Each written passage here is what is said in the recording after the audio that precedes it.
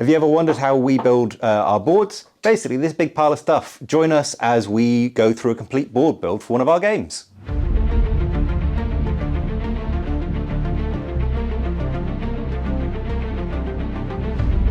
So hello, welcome to Striding Edge Games. Here's a board build. We're filming this just before one of our videos that we film, one of our battles. And we start with this pile of stuff. Jules, what's our sort of overview? What are we thinking today? So today we're doing something a little bit different to what we've done before. We've got a series of the Realm of Battle tiles here. Yeah, this is our two sets worth. We're not going to use them like this. This is so we can actually stack them up. And we're hoping to do something where it's like a little bit of grass and then a little bit of kind of rock as it's going up a mountain.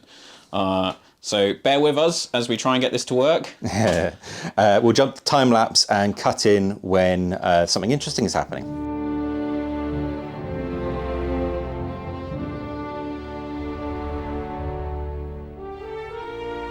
Okay, so step one, this is already where we kind of diverge from our normal things, but usually we put our Realm of Battle tiles. We've got the green one and the grey one. We put them in our sort of tabletopper here that we built ourselves. But, Jules, what's our differentiation this time? I had the genius idea. Might not work, might backfire. Of hoping that if you stack up enough excess tiles, they'll be the height of the hill tiles from the original set. Which they sort of are. They kind of are. They seem to be in some points, and then I don't know. It works well enough. You never get away from this line, but we kind of try and cover it. I mean, all of our tiles, well, most of our tiles have got finish on them, so they're like varying thicknesses, which maybe is causing this. Yeah, who knows? The main thing is this down here. You see the edge of these tiles, which is obviously ugly. So part of the game now is covering them and making the board tell a story. So we're sort of at the edges of Mirkwood and the Misty Mountains. The foothills of the Misty Mountains, you know, somewhere on the way to the Dimril Dale. Yeah, so this side tree and nice and nature, this side bad and orc and goblin. Starting to become like rocky scree. Right, so let's start putting some stuff down. So Jules, why do we have so many bits, scattery bits? So obviously it's nice if you can make a big, really custom board. Yeah. But as we've got to do lots of games, we like to use sort of loose scatter stuff that we can kind of use to build something like natural but changeable. Yeah. So we've got rocks here. We've got some. These are from my garden. We've got some more just like loose slates. Yeah, this we bought recently. And then we often use things like scatters, like these lichen-y things. They're really good if you blend them together. We've got some more kind of just like grassy bits. Sticks, things like that. Yeah, we've literally got sticks from the garden before, but we also have a bunch of sort of woodland scenic scatters, stuff that you are meant to sort of glue down. We use as kind of literally dusting. We dust it down. And then some other, I mean, these are just, they're a 3D print. They're really nice. Yep, they work well. Just like a rock piece, also useful. We can put those on the board and it means you can move it around. You can kind of try and blend edges together. So that's what we're going to try and do here. Yeah, if you start, I mean, basically it's a practicality from filming because we have so many quests of the Ringbearer, but also match play games to film that basically this is the simplest way. It seems overkill, but this is the simplest way that it works. But yeah, to sort of start layering up, basically. Oh yeah, it looks nice.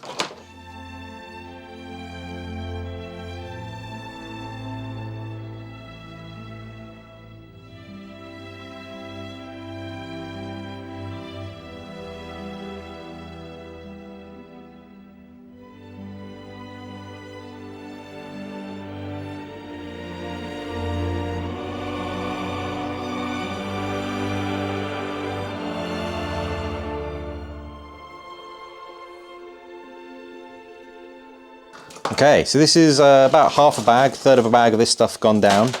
We've piled it up on this side and just sort of scattered it everywhere. So it looks a bit odd at the moment. It's really kind of contrasted. You can tell it's covering a line there, and the gap between the grass and the grey is still quite evident. But trust the process is what I never listen to myself, but tell other people. Saying, yeah. So there's a lot more stuff to go on. Jules has started, you can see here, adding in lichen, and that's sort of breaking up the rock line a lot more.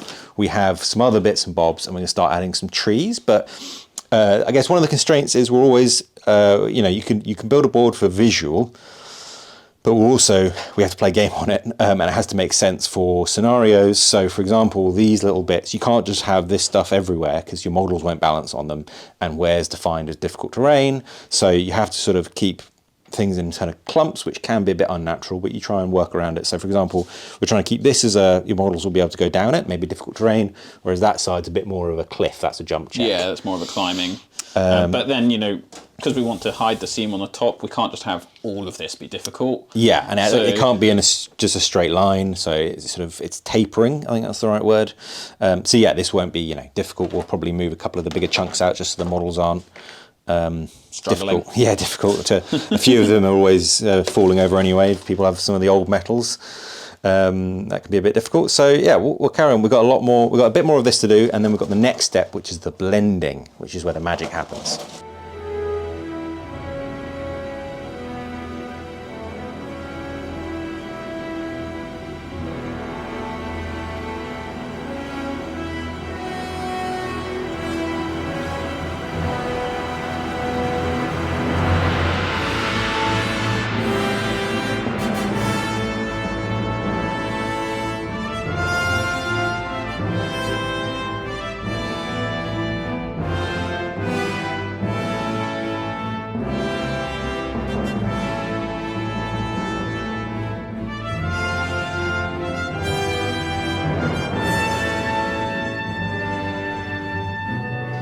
Okay, so we're getting there. We've added a lot of slate to the board, but it's starting to look a bit more realistic. We've scattered a whole bunch on this side, and now we have some more of our scatters. So we have a couple of boxes, our filming boxes, which are sort of, this stuff's the lichen, I like the kind of dyed sea lichen, whatever you call it, I don't really know, but it's we've got it in a few colours, and it's fantastic for sort of just dropping on the board, and you can just immediately make like sort of instant hedgerows or scatter or a little bit of a blend. Yeah, it goes great around rocks or trees or anything. We also have a bit of this stuff, which again, this is a bit more delicate, but this is, I think, the it's like a pre-made flock sticks, tree.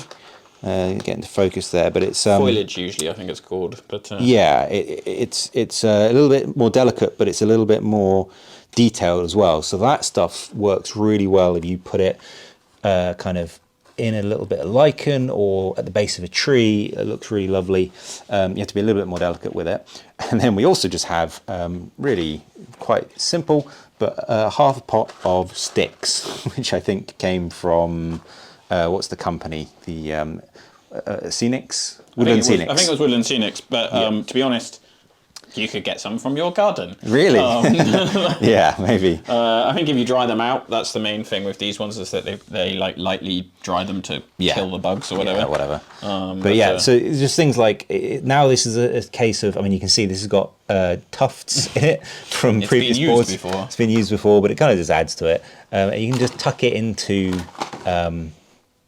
around kind of bits that look a bit empty. And this is sort of what really starts making the board come together. Again, we're aware this wouldn't really be suitable for a tournament board. One, practicality, trying to do this however many times you have per table. And the cleanup. And the cleanup, yeah, we might show that later. But for us, for filming, or even for you at home, if you want to have a kind of themey day with your friends, it's not that much work to get a couple of bags of pretty cheap slate, and this stuff's really cheap and really easy to clean up. Just pop it down, even if you have a sort of a mat, what are they called, the mouse mat style gaming mats. It can really add to stuff. Add it around the edges of the buildings to look like sort of lichen growing around the buildings. It can really help. So that's our next step. We're going to kind of blend it in, and then we have a couple of last finishing steps we're going to do for filming, and we'll go back to the time lapse. We've also added some little copses of trees, just because that's a nice thing to do. These are just our regular trees we use pretty regularly, but as you can see, they've got little bases on them, which we try and blend with the green board, but a lot of the time we end up using this lichen to sort of blend the base in as well. So it's all about blending, and then hopefully our models won't fall over.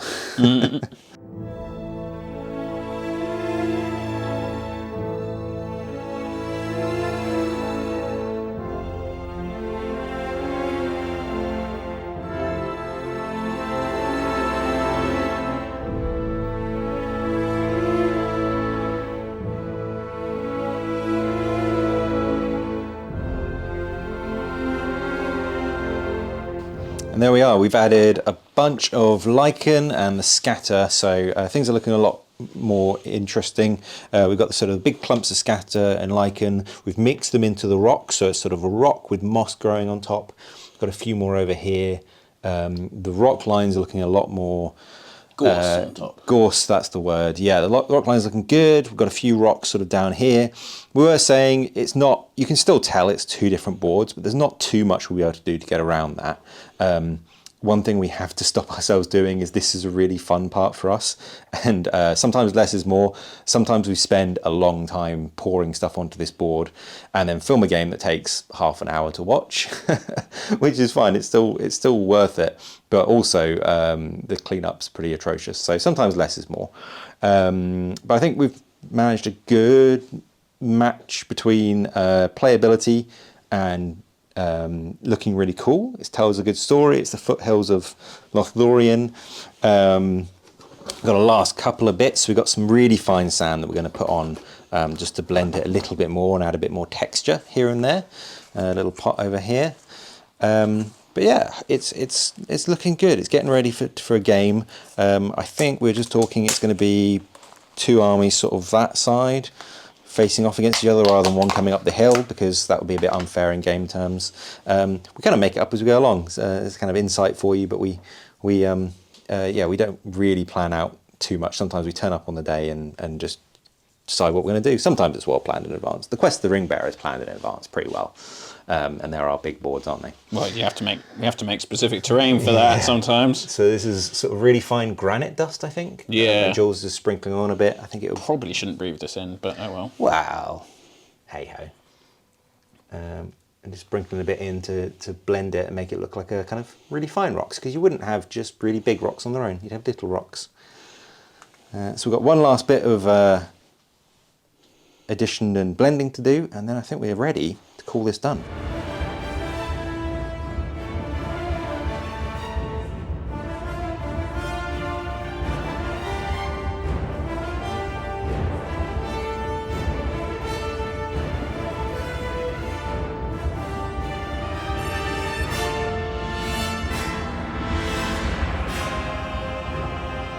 Okay, and we're calling it done there. We just added a couple of different kind of sands and small rock mixtures just to scatter this sort of fine stuff and blend it in. It's quite noticeable around here.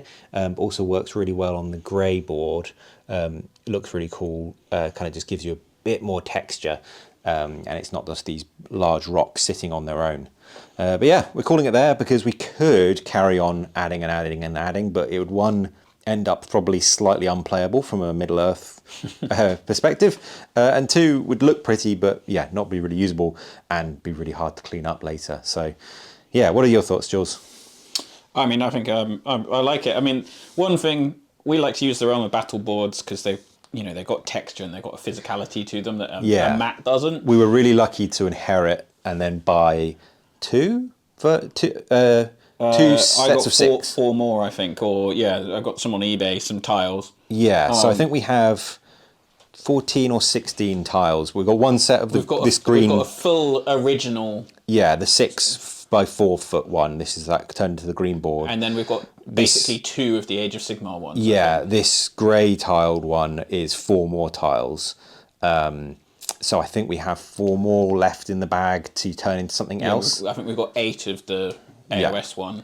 But yes, anyway, so we're very lucky to have them. Obviously, we know not everyone will be able to grab them because they're no longer in production and they're sort of gold dust now, and they sell for a lot. So, but they're convenient. I mean, space is always a storage issue. Yeah. These they work pretty well for our needs. The only problem with them is you always just end up with a line. Yeah, there's nothing to do about it. You've seen a lot of our videos. You try and hide it, but yeah. When you have a close-up, you just end up with this line. But I think I prefer to live with the line and have these lovely sort of built-in terrain heights and patterns rather than a mat, which nothing wrong with a gaming mat. They're fantastic for ease, and they're printing them. You could, for the price of the Royal Battle, you could probably buy 4 or 5 gaming mats and then have a snowboard, a sandboard, a green board really easily, which would be great. So absolutely nothing wrong with them. For us, we prefer using these Realm of Battle. Of course, we've also made a couple of our own tiles just using some wood. We've got the river tiles. Yeah, that's true. They're not with us, but we've got some more coming up in the future. Spoilers, but for Quest, we've got a few more custom terrain pieces. But yeah, it works for us. It's probably I don't know. I'm not going to speak for you guys, but this is probably a bit much for you guys doing this at home. I would think. I probably wouldn't. But I mean, when we come over here and we have a game just in the evening and we're sort of messing around or having a casual game, we dig these tiles out and then we put the terrain on. You know, we made these trees years ago, but you know, these trees go on these. We made these clumps of bushes and hedgerows. They're easy to just sort of pass out, and these rock pieces. So it's really nice to be able to just quickly assemble a board that looks pretty decent, and then it's this scattered terrain. I mean, the easy step actually is the lichen is just really good as a kind of a halfway. Yeah, that's a good point. That's what I would recommend if you wanted to sort of take your gaming boards at home a little bit further. Probably the stone and the sand is probably a bit much, but this lichen is fantastic. You can just find it on Amazon or any hobby shop, or in fact go to a hobby shop now, Amazon, but you can find it anyway. It's really cheap. The twigs, just get some from your garden, or I think Woodland Scenics have them. Trees and that sort of thing are easy to make or buy, and just have a really easy little gaming mat or board that you can put out quickly. So yeah, hopefully that is of use. For this board, I think we're pretty much there. We'll be playing on it today. It'll be in a video a match play battle report pretty soon, or at the same time as this, depending on who and how edits it. But yeah, what do you think, Jules? Final thoughts? Yeah, I think I'm pleased, and this is a good dry run for a couple of things coming up in the Ring Bearer as well. Spoiler. Only downside is we now both need to wash our hands. Yeah, and the vacuum's going to get some use later. It's not. Yes, it is. A lot of it is not super reusable. The sand is just getting vacuumed up. The tiny bits of lichen, and we'd have a kind of pot. This is a box where we just mix it all together, like with the stuff we scrape off the table. But it does kind of degrade with every use because it's living plant matter. So, good thing is it's pretty cheap. It's pretty cheap, so it's not hard to replace too much. And there we go. That's the board built. Thank you very much for watching. Really quick outro. Thank you very much to our super cool Patreon people. They let us buy all this random rubbish, and well, they will at some point. They will at some point, but it's still super cool. Come join our Discord. Come follow us on social media. Jules, what else should they do? Like and subscribe to this video. That's the one. And we'll be back really soon with something cool, Middle Earthy. We'll see you later. Say bye. Bye bye.